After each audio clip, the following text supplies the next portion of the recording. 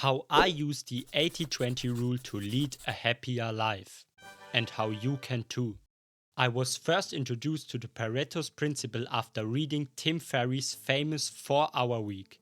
Also known as the 80-20 rule, the Pareto principle states that roughly 80% of the effects come from 20% of the causes. For example, I make most of my money here from a handful of viral articles, and for many companies, the bulk of their profits are earned by a small number of high-performing employees. Keep in mind that the knife cuts both ways. Most of the losses we incur in life are not due to hundreds of silly mistakes, but a handful of disastrously bad habits. Seen in these lenses, it makes sense to focus most of your effort on grooming the practices that drive desirable results and on eliminating the poor habits responsible for failure. The 80-20 rule is commonly used in entrepreneurship, but it can also be applied to help streamline your day-to-day life. Since the pandemic began, I have followed 2 simple steps to apply Pareto's principle to my happiness levels, and I am happy to report that I have never lived a more cheerful, untroubled existence. These 2 steps work as a jab-cross combo. If applied, they will help you eliminate the things you dislike, thereby freeing up more time and energy to focus on the things that you love. Let us begin.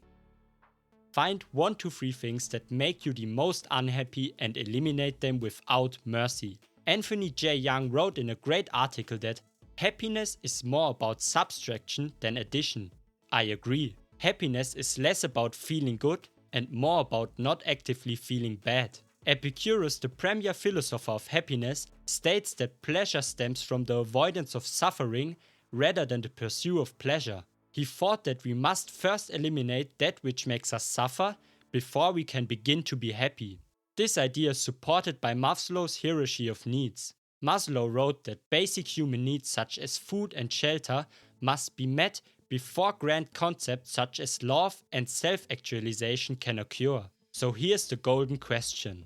What are the 1 to 3 things in your life that are causing you the most amount of pain and discomfort? Find out what they are and eliminate them from your life. Some common ones are excessive social media usage, lack of control at work, poor familial relationships, poor interpersonal relationships, overanalyzing your past mistakes, and more.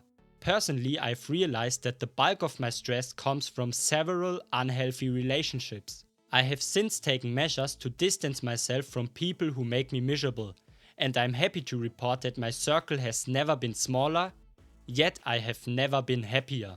Of course, everybody is different, and thus everyone's pain points will look different. The key is to take the time to reflect on what gets you down. Mine was toxic relationships. If it's the same for you, terminate them. Is a disparaging boss turning your smile upside down? Fire him. A negative workplace making you feel worthless? Find another gig.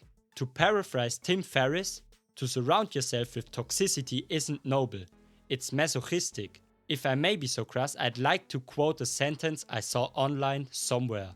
Before you diagnose yourself with depression or low self-esteem, first make sure that you are not in fact surrounded by assholes. It's wise, not weak, to first remove any annoying pebbles in your shoe before embarking on the lifelong pursuit of happiness. Like Bruce Lee said, it's not the daily increase, but daily decrease. Hack away the unessential. Pinpoint 1 to 3 points in your life, the few distracting wet blankets making your life colder and more miserable than it should be. Then eliminate them without feeling, without mercy. It's amazing what removing even a few pieces of baggage can do to improve your quality of life. Focus unabashedly on 1 to 3 things that make you happy. After getting rid of the things that get you down, comes the fun part. Adding things you enjoy doing to fill the space in their wake. A common mistake you might make after freeing up your time is to immediately spend it doing things that make you feel sort of okay. Or even worse, numb. Some examples include scrolling mindlessly for 4 to 5 hours a day, which is, by the way, the average time an American spends on their smartphone these days. Smoking cigarettes, catching the latest blockbuster movie because everyone is doing it, binging the trendiest Netflix series because, well, it's trendy, hanging out with friends you don't even like hanging out with, spending every weekend drinking because, well, just because.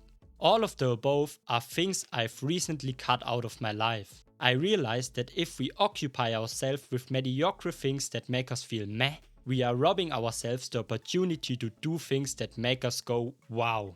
So I spent the bulk of my extra time, energy and money on the one thing I truly enjoy: reading. I have bought and read more than 24 books after starting this practice, and these words sandwiched between the pulp of dead trees have brought me more contentment than buying pretty girls' expensive drinks ever had, or ever will. So ask yourself, what are the 1, 2, 3 things that bring you the most joy? For me, it's martial arts and books, but for you, it could be something as simple as spending more time with your dog, as hip as doing yoga, and as geeky as playing Dungeons and Dragons with your mates. Keep in mind that the things that make you happy don't have to match mine or anyone else's. Their sole purpose is to bring contentment to your life, and yours alone. Eliminate the small number of things that make you feel inordinately miserable. Spend the extra time not on mediocre time fillers, but on the 1 to 3 things you love doing. The core group of friends that make you laugh till your side age and who leave you feeling empowered every time you meet. That is the 1-2 combo to a happier life. Happiness is the holy grail of life, perennially lusted after and rarely attained. We might be much more affluent as a society now than we ever were in human history, but statistics show that we aren't that much happier compared to our hunter-gathered ancestors. This may be because we are living in an age of excess, with far more choices than our ancestors ever had. Thus, I believe that the act of streamlining our lives can go a long way in raising our happiness levels. And the 80-20 rule is an excellent method to trim the fat and expose the meat. I realize much of what I've stated before can be passed off as basic common sense. But as Emerson said, common sense is genius in its working clothes.